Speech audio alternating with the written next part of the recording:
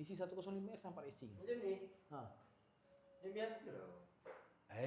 Dia dah kena dengan tayar belakang tu R50.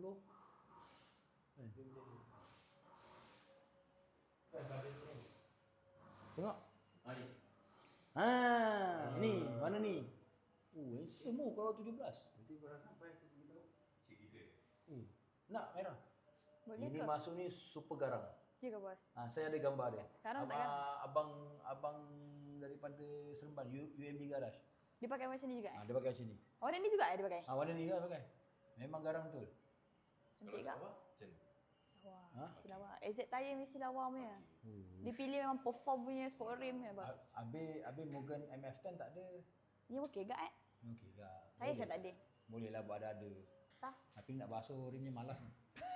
TZ Garage kan ada? TZ Garage kan ada? Semua ada. Dia kalau tak menyusahkan aku, dia menyakitkan hati aku. Itu dua benda je.